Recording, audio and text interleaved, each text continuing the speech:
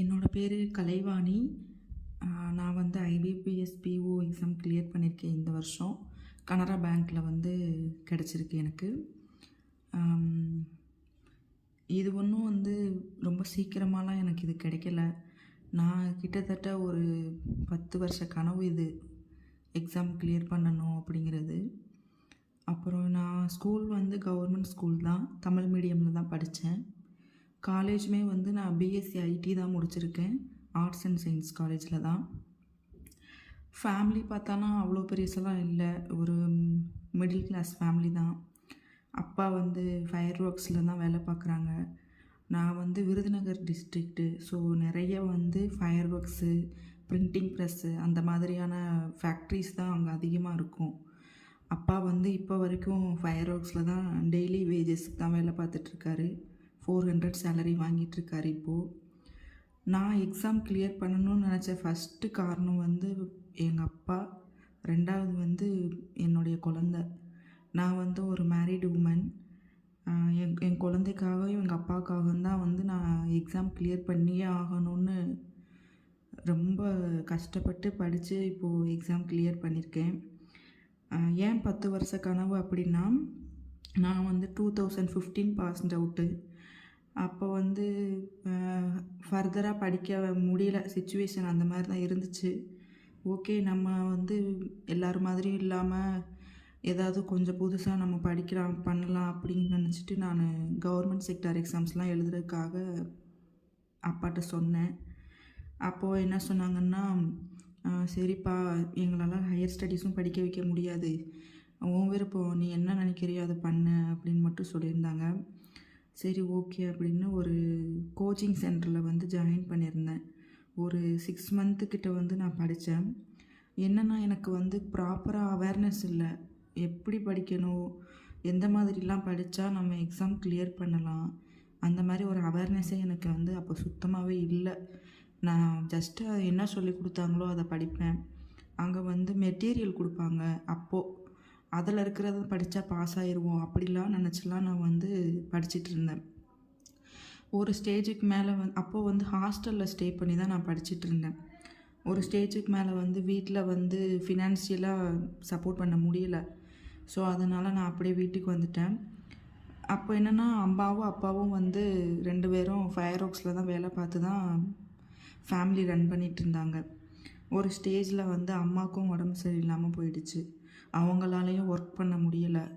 So என்னாச்சுன்னா, என்னால் வந்து இந்த மாதிரி ரொம்ப டேஸ்லாம் உட்காந்து படித்து எக்ஸாம் எழுதி கிளியர் பண்ணுற மாதிரியான சுச்சுவேஷன் வந்து எனக்கு கிடைக்கல. அப்போது எனக்கு ஏதாவது ஒரு ஃபினான்ஷியலி ப்ராப்ளம் நிறையவே இருந்துச்சு. ஒரு வேலைக்கு தான் போய் ஆகணுங்கிற மாதிரி சூழ்நிலை. சரி, ஓகே, நம்ம வெளியூர்லலாம் வந்து அனுப்பிலாம் வேலைக்கெலாம் போக மாதிரிலாம் வீட்டில் விட மாட்டாங்க. ரொம்ப பக்கத்துலேயே அங்கே வந்து ஒரு அலுமினியம் மேனுஃபேக்சரிங் பவுடர் கம்பெனி வந்து இருக்குது, ஒரு 5 கிலோமீட்டர்ஸ் டிஸ்டன்ஸில் எங்கள் ஊர்லேருந்து. அங்கே தான் டேட்டா என்ட்ரி ஒர்க்குக்காக ஜாயின் பண்ணியிருந்தேன். வீட்டுக்கு 6 o'clock வந்துடலாம், நம்ம அதுக்கப்புறம் படித்து நம்மளுடைய கனவு நிறைவேற்றிடலாம் அப்படிங்கிற மாதிரிலாம் இது பண்ணிவிட்டு போனேன். ஆனால் அங்கே போனால் அங்கே இருக்கிற ஒர்க்கை முடிச்சுட்டு வீட்டுக்கு வர்றதுக்கும், வீட்டுக்கு வந்து ப்ராப்பராக படிக்கவும் முடியலை, கரெக்டான ஒரு கைடன்ஸ் இல்லை, அந்த மாதிரி தான் இருந்துச்சு. சரி, ஓகே, ஒரு 6,000 சேலரிக்கு 4 இயர்ஸ் நான் அங்கே வந்து ஒர்க் பண்ணேன். இப்போ வரைக்கும் நான் ரிக்ரெட் பண்ணுறேன், அங்கே ஏன் ஒர்க் பண்ணோம், அந்த மாதிரி ஒரு 4 இயர்ஸை ஏன் வேஸ்ட் பண்ணோம் அப்படின்னு நான் ரொம்ப ரிக்ரெட் பண்ணிக்கிட்டே தான் இருந்தேன். சரி, ஓகே அப்படின்னு கோவிட் வந்துச்சு. அதுக்கப்புறமா மேரேஜ் ஆச்சு. சரி, ஓகே, மேரேஜ் ஆகிடுச்சு, இனிமேல் வந்து நம்ம ஹஸ்பண்ட் வந்து ஃபினான்ஷியலி சப்போர்ட் பண்ணுவார், நம்ம வந்து ஒரு வேலைக்கு போகணும்னு அவசியம் இருக்காது, நம்ம ஃபுல் டைம் உட்காந்து நல்லா படிக்கலாம், இனிமேலாச்சும் நம்ம வந்து நமக்குன்னு ஒரு ட்ரீம் இருக்குது, அதை பார்த்து நம்ம மூவ் ஆகலாம் அப்படிங்கிற மாதிரி ஐடியாலெல்லாம் வந்து நான் இருந்தேன். நம்ம அம்மா அப்பா வீட்டில் இருக்கிற வரைக்கும் நமக்கு நிறைய பெருசாக எந்த கவலைகள் எல்லாம் இருக்காது, ஒரு ஜாலியாக தான் இருக்கும். ஆனால் மேரேஜ் ஆகிடுச்சு அப்படின்னா நமக்கான ரெஸ்பான்சிபிலிட்டிஸ் அஸ் அ கேர்ளாக வந்து நிறைய ரெஸ்பான்சிபிலிட்டிஸ்லாம் நம்ம எடுத்துக்கிற மாதிரி இருக்கும். அந்த மாதிரி தான் என் லைஃப்பும் இருந்தது. அப்படி தான் என்னோடய மேரேஜ் லைஃப்புமே வந்து எனக்கு நிறைய விஷயங்கள் கற்றுக் கொடுத்துச்சு. சரி ஓகே, நம்ம வந்து பரவாயில்ல, எவ்வளோ கஷ்டம் இருந்தாலும் பரவாயில்ல, இது எல்லா லைஃப்லையும் இருக்கிறது தான், நம்ம மறுபடியும் ரீஸ்டார்ட் பண்ணலாமே படிக்கிறதுக்கு அப்படின்னு சொல்லி எனக்கு ஒரு பொண்ணு இருக்காங்க. குழந்த வந்து 2021 லாஸ்ட்டில் பிறந்தது. 2022ல் மறுபடியும் நான் வந்து எக்ஸாமுக்கெல்லாம் படிக்கிறதுக்கு ரீஸ்டார்ட் பண்ணுறேன். பார்த்தா அப்போ எனக்கு எதுவுமே தெரியல. நான் வெறும் அப்போவும் எனக்கு வந்து கரெக்டான தெரியல படிக்கிறதுக்கு. அவேர்னஸ் இல்லை, எப்படிலாம் படிக்கணும், எந்த மாதிரி படிக்கணும் ஒன்றுமே தெரியாது. ஆனால் ஸ்டார்ட் பண்ணிட்டேன், நம்ம படிக்கலாம். ஹஸ்பண்ட் என்ன சொல்லியிருந்தாங்கன்னா, குழந்த ஒரு ஸ்கூல் போகிற ஸ்டேஜ் வரைக்கும் நீ வந்து வீட்டிலையே இருந்து அவளை பார்த்துக்கோ. என் ஹஸ்பண்ட் வந்து நார்த்தில் தான் ஒர்க் பண்ணார். ஸோ மேரேஜ் ஆனதுலேருந்து நாங்கள் தனியாக தான் செப்பரேட்டாக பிரிஞ்சு தான் இருந்தோம். அவர் நார்த்தில் ஒர்க் பண்ணார், நான் வந்து என் மாமனார் மாமியார் கூட தான் ஸ்டே பண்ணி அங்கே இருந்தேன். அவர் அப்படி சொன்னதுனால சரி, அப்போ நமக்கு கொஞ்சம் ஒரு 2-3 இயர்ஸ் நமக்கு டைம் இருக்குது, பாப்பா ஸ்கூலுக்கு போகிற வரைக்கும் நம்ம படிக்கலாம். என்ன ஒன்றுன்னா அப்போ மறுபடியும் கோச்சிங் கிளாஸ் போயெலாம் படிக்க முடியாது, பேபி இருக்காங்க, வீட்லேயும் அந்த மாதிரி விட மாட்டாங்க. சரி ஓகே, நம்ம படிக்கலாம். அப்படிங்கிறப்போ நம்ம வீட்டில் இருந்ததை விட மேரேஜ் ஆகி போய் அங்கே நிறைய வேலைகள் எல்லாம் நமக்கு இருக்கும். ஸோ அதையும் பார்த்து படிக்க ஸ்டார்ட் பண்ணேன். படிக்க ஸ்டார்ட் பண்ணால் நிறைய அப்போஸ் தான் பண்ணாங்களே தவிர சப்போர்ட் பண்ணுற அளவுக்குலாம் அங்கே யாரும் இல்லை. பர்ஸ்னலி மென்டலி எல்லாமே ரொம்ப வந்து ஒரு மாதிரியாக தான் இருந்தது சில ரிலேட்டிவ்ஸ்னால். சரி ஓகேன்னு சொல்லிவிட்டு அப்படியே 2022 வந்து எக்ஸாமுக்கு அப்போ தான் அப்பியர் ஆகிறேன். ரொம்ப வருஷம் கழிச்சு ஆர்ஆர்பி எக்ஸாமுக்கு தான் அப்பியர் ஆனேன். ஒன்றும் தெரியல, அவ்வளோ பெருசாக ப்ரிலிம்ஸ் கிளியர் பண்ணிட்டேன், ஆனால் மெயின்ஸில் வந்து ஃபெயில் ஆகிட்டேன். அப்புறம்தான் சரி நம்ம இப்படியே இருக்கோமே, ஏதாவது பண்ணணும் அப்படின்னு யோசிச்சுட்டு அங்கே எக்ஸாம் எழுத வந்திருப்பாங்கல்ல, அவங்கக்கிட்ட தான் வந்து நீங்கள் எல்லாம் எப்படி படிக்கிறீங்க என்ன ஏதுன்னு விசாரிக்கிறப்போ தான் டெலிகிராம்னு ஒன்று இருக்கிறதே எனக்கு வந்து 2023 லாஸ்ட்டில் தான் எனக்கு தெரியும். அப்போ வரைக்கும் எனக்கு வந்து இதெல்லாம் தெரியாது. பெரிய அளவில் ஃப்ரெண்ட்ஸு சர்க்கிளும் கிடையாது. ஆசை மட்டும் இருந்தது, எக்ஸாம் படிக்கணும், கிளியர் பண்ணணும், அந்த மாதிரிலாம் நல்ல ஒரு பொசிஷனுக்கு வரணும் அப்படிங்கிற ஒரு ஆசை கனவு எல்லாமே இருந்துச்சு. ஆனால் அதை எப்படி பண்ணணும், என்ன பண்ணணும், எப்படி படிக்கணும், அது ஃபுல்லும் ஒன்றுமே தெரியாதுங்க. ரொம்ப ஒரு ஒன்றுமே தெரியாத மாதிரி எக்ஸாம் மட்டும் எழுதணும் அப்படிங்கிற மாதிரி தான் இருந்தேன் மைண்ட் செட்டில். ஒன்றுமே தெரியாமல் தான் இருந்தேன். 2023 லாஸ்ட்டில் தான் வந்து டெலிகிராம் இருக்குங்கிறதே கூட எக்ஸாம் எழுத வந்த ஒருத்தவங்க சொல்லி தான் வந்து எனக்கே தெரிஞ்சது. அப்புறமா தான் நான் என்னுடைய மொபைலில் வந்து இன்ஸ்டால் பண்ணி நியூஸ் பேப்பருக்காக தான் நான் வந்து ஒரு குரூப்பில் ஜாயின் பண்ணியிருந்தேன். அதுக்கப்புறமா தான் ஒவ்வொன்றா தெரிய வந்தது. மேக்ஸு படிக்கிறதுக்கு ஒரு குரூப் இருக்குது, ரீசனிங் படிக்க ஒரு குரூப் இருக்குது, அப்படிலான்னு ஒன்றொன்னாவும் பழகி பார்த்து 2024 ஜான்வரியில் பேங்கிங் மேக்ஸ் குரூப்பில் ஜாயின் பண்ணேன். அப்போ என்னென்னா வந்து கரெக்டாக இந்த மாதிரி டைம் தான், ஜான்வரி மந்தில் தான் வந்து மாஸ்டர் நம்ம வெங்கடேஷ் மாஸ்டர் வந்து ஒரு குவிஸ் டெஸ்ட்டு வைக்கிறது அதெல்லாம் பற்றி பேசிட்டு செஞ்சுட்டு ஸ்டார்ட் பண்ணாங்க. சரின்னு சொல்லி நான் அதில் ஜாயின் பண்ணேன். ஜாயின் பண்ணால் டெய்லி மார்னிங் 7 o'clock வந்து குவான்ஸுக்கு வந்து டெஸ்ட் மாதிரி கண்டக்ட் பண்ணுவாங்க. என்னென்னா எனக்கு வந்து டைம்லாம் எனக்கு ப்ராப்பராக கிடைக்காது. நம்ம ஒரு எய்ம் இருக்குது, ஆனால் அதுக்கு நம்ம ப்ராப்பராக டைம் ஒதுக்கி கரெக்டாக அதை ஸ்பெண்ட் பண்ணி படித்தா தான் நம்ம நல்ல ரிசல்ட்டை வந்து நம்ம எதிர்பார்க்கலாம். ஆனால் அப்படி ஒரு சிச்சுவேஷன் வந்து எனக்கு இல்லை. மார்னிங் டைமில் வந்து வீட்டில் ஒர்க் இருக்கும், ஆனால் இங்கே வந்து கிளாஸ் நடக்கும். என்ன பண்ணுவேன்னா நோட்டோடையே தான் எப்போ பார்த்தாலும் சுற்றிட்டுருப்பேன். வீட்டில் எதாவது சமைக்கிறப்போ அந்த சம்ம சால்வ் பண்ணிகிட்ருப்பேன். அது ஒரு இதை அடுப்பில் ஏதாவது வச்சுட்டு ஒரு சம்ம சால்வ் பண்ணிகிட்ருக்கிறது இங்கே குரூப்பில், அந்த மாதிரி தான் போயிட்டு இருந்துச்சு. அப்போ தான் வந்து நம்ம வெங்கடேஷ் மாஸ்டரோடைய கிளாஸு எல்லாமே வந்து ஒன்று விடாமல் நான் கேட்பேன். ஒரு எப்படி படிக்கணுங்கிறத அவர் சொல்லி கொடுத்துருப்பாரு. நமக்கு நிறைய வீடியோஸ் எல்லாத்துலேயுமே நமக்கு சொல்லியிருப்பார், நல்லா கைடன்ஸ் பண்ணியிருப்பார். அதெல்லாம் பார்த்து தான் வந்து நான் வந்து தெரிஞ்சுக்கிட்டேன். சரி ஓகே நம்ம இத இப்படிலாம் பண்ணணும் அப்படின்னுலாம். அதுக்கப்புறமா வந்து ம் ம ஈவினிங் 3:00க்கு வந்து ஸ்ரீமதின்னு ஒரு சிஸ் இருக்காங்க. அவங்களுமே வந்து கரண்ட் அஃபேர்ஸ் கிளாஸ்லாம் எடுப்பாங்க. என்ன ஆனாலும் பரவாயில்ல, அந்த கிளாஸை மட்டும் நான் ஒரு நாள் நான் மிஸ் பண்ணது கிடையாது. எ எல்லாரும் வந்து நினைப்பாங்க, குழந்தைய வச்சுட்டுலாம் எப்படி படிச்சீங்க? கஷ்டமா இருக்குன்னு. அது நிஜமாவே உண்மை. நம்ம தனியா சிங்கிளா இருந்து படிக்கிறது வேற. ஒரு குழந்தைய வச்சுட்டு படிக்கிறது வேற. ஹஸ்பண்ட் வந்து கூடலாம் கிடையாது. எனக்கு வந்து குழந்தைய பார்க்குறதுக்கான ஆளும் எனக்கு கிடையாது. என்னோட பேரண்ட்ஸ் வந்து அவங்க டெய்லி வேலைக்கு போனா தான் ஃபேமிலிய பார்த்துக்கிற மாதிரி இருந்துச்சு. மாமனார், மாமியார் பார்த்தா அவங்க வந்து கொஞ்சம் ஏஜ்டு பர்சன்ஸ் வேற. குழந்தையெல்லாம் பார்த்துக்க மாட்டாங்க. அவங்க அந்த மாதிரி. நம்ம கூடவே தான் நம்ம குழந்தை இருக்கும். எனக்கு வந்து இத்தனை மணி நேரம் நம்ம படிக்கணும், இந்த டைமில் இது பண்ணணும், இந்த மாதிரி ஷெட்யூல் போட்டு நான் ஒரு நாள் நான் படித்ததே இல்லைங்க. நான் வந்து எனக்கு அந்த மாதிரி அமையவே அமையாது. எனக்கு காலையிலேருந்து வீட்டில் இருக்கிற எல்லா ஒர்க்கும் பண்ணி முடிக்கிறதுக்கு மதியம் 12 மணி ஆகும். சாப்பிட்டு பாப்பாவை பார்த்து எல்லா ஒர்க்கும் முடித்து எல்லாமே வீட்டில் என்னென்ன வேலை இருக்கோ அது எல்லாம் முடிக்கிறதுக்கு டெய்லி மதியம் 12 மணி ஆகிடும். அதுக்கப்புறம் வந்து அவள் எப்படா தூங்குவா, அவள் தூங்குனதும் நம்ம படிக்கிறோம் அப்படிங்கிற மாதிரி மைண்ட் செட்லேயே தாங்க இருக்கும். சரி அவள் தூங்காமல் வந்து முழிச்சுக்கிட்டே இருந்தா அப்படின்னா கரண்ட் அஃபேர்ஸ் மட்டும் நான் ஜஸ்ட்டு ரீட் பண்ணிக்கிட்டே இருப்பேன். எல்லா நாளும் படிச்சிருவேன். ஸ்மார்ட் கைடா டெய்லி பிடிஎஃப் தான் நான் வந்து படிப்பேன். அதில் வந்து நான் எப்படியோ ஜஸ்ட்டு ரீடாச்சும் பண்ணிடணும்னு சொல்லிட்டு ரீட் பண்ணிடுவேன். சிம்பிளாக பிறகு ஒரு 2 டிஏ சால்வ் பண்ணுறது, பசில் சால்வ் பண்ணுறது. பாப்பா முழிச்சிருந்தா நான் அந்த மாதிரி தான் நான் பண்ணிகிட்ருப்பேன்.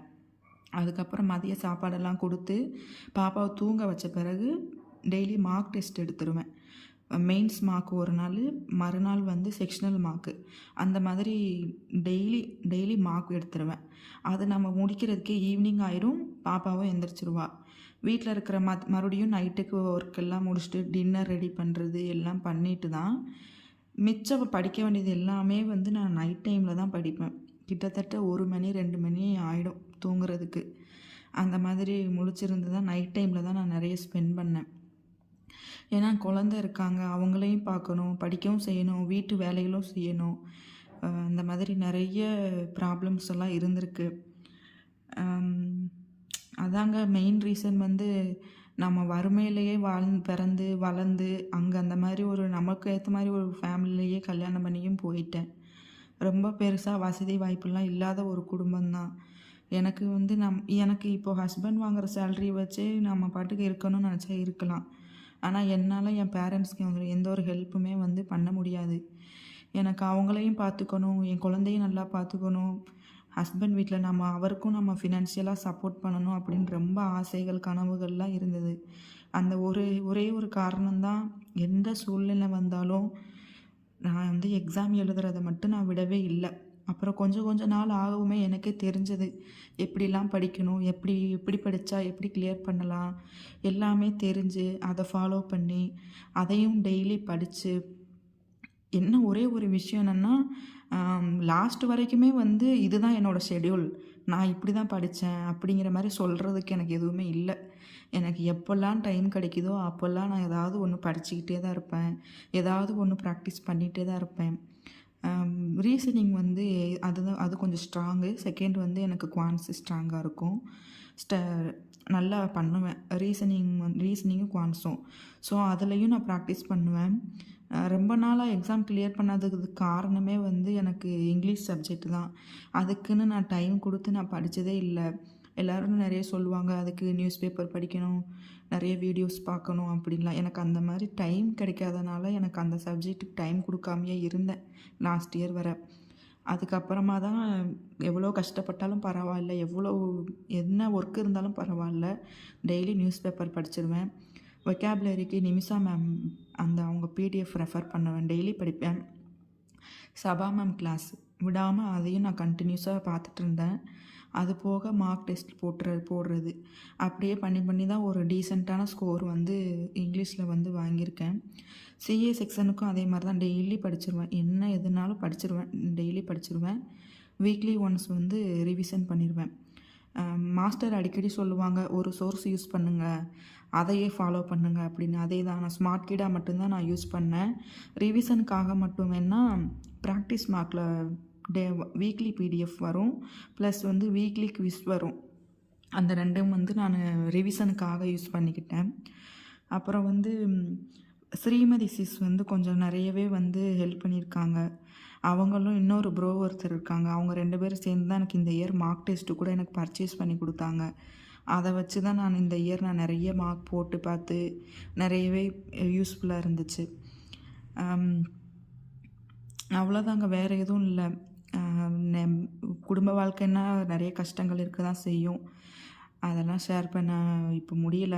ஆனால் நிறைய கஷ்டப்பட்டிருக்கேன். பர்சனலி மென்டலி நிறைய டிப்ரெஸ் ஆகியிருக்கேன்.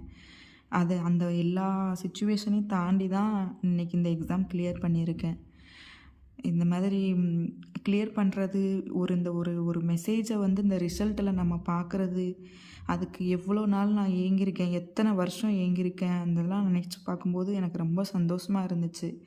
எக்ஸாம் ரிசல்ட்டை பார்க்குறப்போ கவர்மெண்ட் ஸ்கூலில் தான் படித்தேன். நம்ம சிஎம் அம்மா ஜெயலலிதா அம்மா கொடுத்த லேப்டாப் தான் இப்போ வரை நான் வச்சுருக்கேன். நான் தான் ஃபஸ்ட்டு பேட்ச். அந்த லேப்டாப் ரிசீவ் பண்ணதில் வந்து நான் தான் ஃபஸ்ட்டு பேட்ச். அந்த லேப்டாப் வச்சு தான் இப்போ வரை நான் படிச்சிருக்கேன். தமிழ் மீடியம் ஸ்டூடெண்ட் தான். ஸ்கூல் படிக்கிறப்பவே வந்து நல்ல மார்க் எடுத்து நல்ல லெவலில் தான் இருக்கிறப்போ ஸ்கூல்லேயே கூப்பிட்டு வந்து சொன்னாங்க என் அப்பாட்ட, உங்கள் பொண்ணை வந்து 11th 12th வேறு ஸ்கூலில் சேர்த்து விடுங்க, இங்கே வந்து நெக்ஸ்ட் இயர்லேருந்து ஸ்டாஃப்லாம் இருக்க மாட்டாங்க, ப்ரொமோஷனில் போயிடுவாங்க அப்படின்னு சொல்கிறப்ப கூட எங்கள் அப்பாவால் வந்து வேறு ஸ்கூலில் சேர்த்து விட்டுலாம் படிக்க வைக்க முடியலை. அந்த மாதிரிலாம் சுச்சுவேஷன்லேருந்து வளர்ந்து வந்த பொண்ணு தான் நான். காலேஜுமே வந்து அப்பா வந்து ஒரு ஃபயர் ஒர்க்ஸில் வேலை பார்க்குறாரு. அவங்க தான் வந்து அந்த காலேஜ் வச்சுருக்காங்க. அங்கே படித்தா வந்து ஸ்காலர்ஷிப் கிடைக்கும். ஸோ என்னால் அவ்வளோதான்ப்பா படிக்க வைக்க முடியும் அப்படின்ட்டு பிஎஸ்சி ஐடி தான் படிக்க வச்சாங்க. சரி ஓகேப்பா, உங்களால் முடிஞ்சது, நான் அதில் எப்படி நம்ம பெஸ்ட்டாக வரணும் அப்படின்ட்டு அங்கே நம்ம படித்து ஃபஸ்ட் கிளாஸில் பாஸ் ஆகி பெஸ்ட்டு ஸ்டூடெண்ட் அவார்டு முதற்கொண்டு காலேஜில் நான் வாங்கினேன். எல்லா ஸ்டேஜ்லேயுமே நான் வந்து நல்லாவே கஷ்டப்பட்டேன். ப்ரைவேட்டில் ஒர்க் பண்ணியிருக்கேன். இந்த மாதிரி இது எல்லாருமே பண்ணுறது தான். இருந்தாலும் வந்து கொஞ்சம் டிஃப்ரெண்ட்டான லைஃப் தான் எனக்கு. மேரேஜுக்கு அப்புறம் வந்து ரிலேட்டிவ்ஸ்னால தான் நிறைய ப்ராப்ளம். அது என்ன எல்லாருக்கும் அப்படி தான் இருக்குமா, இல்லை எனக்கு தான் அப்படி இருக்கான்னு தெரியல. சரி ஓகேன்னு சொல்லிவிட்டு லாஸ்ட் இயர் நான் ரொம்ப ரொம்ப ரொம்ப கஷ்டப்பட்டேன். லாஸ்ட் இயர் 2025 என்னோடய மாமனார் வந்து திடீர்னு இறந்து போயிட்டாங்க. லாஸ்ட் இயரும் ஐபிபிஎஸ் பிஓ வந்து கிளியராக இருந்துச்சு. ஆனால் 2 மார்க்ஸ் என்னமோ தான் மோர் தென் கட் ஆஃப் தான் எடுத்திருந்தேன். இன்டர்வியூ கூட என்னால் அட்டன் பண்ண போக முடியல. அந்த மாதிரிலாம் சுச்சுவேஷன் இருந்துச்சு. பாப்பா நான் தனியாக ஊரில், என் ஹஸ்பண்ட் வந்து ரொம்ப ரூரல் ஏரியா. ஒரு நாளைக்கு மொத்தமே வந்து 2 பஸ் தான் வரும். காலையில் 1, சாயந்தரம் 1. அந்த 2 பஸ்ஸு தான். அந்தளவுக்கு ரூரல் ஏரியா. நான் அங்கே தான் இருந்தேன். மாமனார் மாமியார் கூட தான் இருந்தேன். பாப்பாவுக்கு எதுவும் உடம்பு சரியில்லைனாலும் நான் தான் பார்க்கணும். அவள் ஃபுல்லாகவே வந்து என்னோடய கண்ட்ரோல்லையே நானே பார்த்து நானே வளர்த்து எந்த ஒரு சிச்சுவேஷன்னாலும் நானே ஹேண்டில் பண்ணி அந்த மாதிரி தான் நான் இருந்தேன். கரெக்டாக எக்ஸாம் இருக்கிறப்பையும் ஏதாவது ஒரு இந்த மாதிரி சீரியஸாக படிக்கணும் அப்படிங்கிறப்ப உடம்பு சரியில்லாமல் போயிடும். அப்போ கூட வந்து பார்த்துக்கிறதுக்கு ஆள் இருக்க மாட்டாங்க. எல்லாமே நானே பார்த்து பண்ணிவிட்டு படிச்சுக்கிட்டோம். அந்த மாதிரி தான் இருந்தேன். ஒரு வழியாக எப்படியோ பாஸ் ஆகிட்டேன். எக்ஸாம் கிளியர் ஆகிருச்சு. அது ரொம்ப ரொம்ப ரொம்ப ரொம்ப சந்தோஷமாக இருந்துச்சு. எனக்கு அவ்வளோ சந்தோஷமாக இருந்துச்சு. இன்டர்வியூ போகணுன்னா கூட எனக்கு பயமாக இருக்கும். படித்து முடித்து இப்போது 10 இயர்ஸ் கம்ப்ளீட் ஆயிடுச்சு. நமக்கு வேலை கொடுக்காம போயிடுவாங்களோ, 10 இயர்ஸ் கேப் இருக்குது இவங்களால் என்ன முடியும் அப்படின்லாம் நினைப்பாங்களோ, ஸ்கோர் போடாமல் போயிடுவாங்களோ அப்படின்னு நிறைய நெகட்டிவ் தாட்ஸ் எல்லாம் வரும் எனக்கு. அந்த மாதிரிலாம் நான் யோசிச்சிருக்கேன். நான் இவ்வளோ தூரம் வந்த பிறகும் நம்மளால் ஒரு நேரம் படிக்க முடியாமல் போயிடுச்சுன்னா, எக்ஸாம் எழுத முடியாமல் போயிடுச்சுன்னா அப்படிலாம் யோசிப்பேன். இருந்தாலும் ஏதோ ஒரு மைண்டு, உன்னால் முடியும், கண்டிப்பாக நீ முடியும், நீ இவ்வளோ தூரம் வந்துட்ட, நீ வந்து வெளி உலகத்துக்கு நீ ப்ரூஃப் பண்ணியே ஆகணும் நீ யாருன்னு அப்படிங்கிற ஒரு ஃபயர் வந்து எப்போயும் இருந்துக்கிட்டே இருக்கும். குடும்பத்தில் நிறைய ப்ராப்ளம், நிறைய சண்டை போடுவாங்க, எல்லாம் செய்வாங்க. நிறைய அவமானப்பட்டிருக்கேன். நிறைய அவமானப்பட்டிருக்கேன். எல்லாமே வந்து இந்த மேரேஜ் ஆனதுக்கு அப்புறமா தான் நான் இந்த மாதிரியான இதிலலாம் நான் ஃபேஸ் பண்ணியிருக்கேன். வீட்டில் நம்ம பேரண்ட்ஸ் கிட்ட இருக்கிற வரைக்கும் பொண்ணுங்களுக்கு எந்த ஒரு இது இருக்காதுங்க. எல்லாமே அப்பா, அம்மா பார்த்துக்குவாங்க. நம்ம படிக்கிறோம், சாப்பிட்றோம், அந்த வீட்டு வேலையில பார்க்குறோம், அந்த அளவுலேயே இருந்திருப்போம். பெருசா எத பற்றியும் யோசிக்க மாட்டோம். ஆனால் ஆஃப்டர் மேரேஜ் அப்படிங்கிறப்போ நம்மளுடைய ரெஸ்பான்சிபிலிட்டிஸ் ரொம்ப அதிகமாக இருக்கும். ஏதோ வந்த மருமக தான் எல்லாமே அப்படிங்கிற மாதிரி நம்ம தலையிலேயே எல்லாம் இது பண்ணுவாங்க. அப்புறம் குழந்தைன்னு ஒன்று வந்துருச்சுன்னா அந்த குழந்தையும் வளர்க்குற பொறுப்பும் நிறையவே இருக்கும். எனக்கு நிறைய ப்ராப்ளம்ஸ் இருந்துச்சு. ஸோ என்னால் அங்கே இருக்கவே முடியல. இந்த இந்த வருஷம் லாஸ்ட் இயர் ஜூன் மந்த்து நான் என் ஹஸ்பண்ட் ஒர்க் பண்ணுற இடத்துக்கே நம்மளும் போயிடலாம், பாப்பாவை வந்து ஸ்கூலில் நெக்ஸ்ட் இயர் கூட சேர்த்துக்கிடலாம். மென்டலி ரொம்ப ஸ்ட்ரெஸ் ஆகிட்டேன், ஹேண்டில் பண்ண முடியல என்னால். சரின்னு சொல்லி ஹஸ்பண்ட் கூடவே கிளம்பி போயிட்டேன். நார்த்துக்கு வந்துட்டேன். நார்த்தில் வந்தாலும் நம்ம தான் எங்கே இருந்தாலும் நம்ம தான் எல்லா வேலையும் பார்க்கணும், எல்லாமே செய்யணும், குழந்தைய வளர்க்கணும். அது எங்கே இருந்தால் என்ன, நமக்கு கொஞ்சம் பீஸ்ஃபுல்லாக இருந்துட்டு வரணும் அப்படிங்கிற ஒரு மைண்ட் செட்டில் தான் கிளம்பி வந்தேன். ஆனால் இங்கே வந்தும் சும்மா இருக்க முடியல. எக்ஸாம்ஸ் எழுதணும். நோட்டிஃபிகேஷனை பார்த்ததும் ஐயோ நோட்டிஃபிகேஷன் வந்துருச்சே நம்ம படிக்கணுமே அப்படின்னு மறுபடியும் படிக்க ஸ்டார்ட் பண்ணிட்டேன். எல்லா ஒர்க்கையும் இதே தான், எல்லா ஒர்க்கையும் முடிக்கிறதுக்கு மதியம் ஆகிடும். ஹஸ்பண்டை ஆஃபீஸ்க்கு அனுப்பி குழந்தைய பார்த்து வீட்டு வேலையெல்லாம் பண்ணி ஒரு 12 மணிக்கு மேலே உட்காந்து பாப்பா முழிச்சிருந்தா அவள் என்ன பண்ணுவான்னா படிக்கவே விட மாட்டா. ரொம்ப எல்லா குழந்தைங்களும் எப்படின்னு தெரியல, என் குழந்தை ரொம்ப சுட்டித்தனம் பண்ணுவாள். அவளும் நான் என்ன பண்ணுறேன்னு அதை அப்படியே பண்ணணும்பா. இப்போ நான் வந்து ஒரு ரீசனிங்கில் ஒரு பசில் சால்வ் பண்ணுறேன்னா அவளுக்கு செப்பரேட் தனியாக ஒரு நோட்டு, பென்னு எல்லாமே கொடுக்கணும். மொபைலை வந்து என் கையிலலாம் வச்சுக்கக்கூடாது. சில நேரம் மட்டும்தான் நான் லேப்டாப் யூஸ் பண்ணுவேன், மார்க் போடுறப்ப மட்டும்.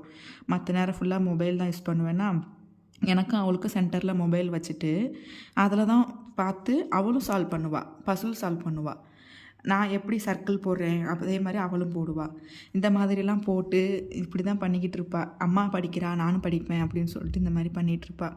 அவளையும் பார்த்து வீட்டு வேலையும் பார்த்து வீட்டில் மற்ற இருக்கிற பிரச்சனைகளையெல்லாம் சமாளித்து எனக்கு வந்து நல்லா கைடன்ஸ் பண்ணி இந்த மாதிரி ஃப்ரெண்ட்ஸ் எல்லாம் இவங்கெல்லாம் ஹெல்ப் பண்ணி எப்படியோ கிளியர் பண்ணிட்டேங்க. ரொம்ப சந்தோஷம்.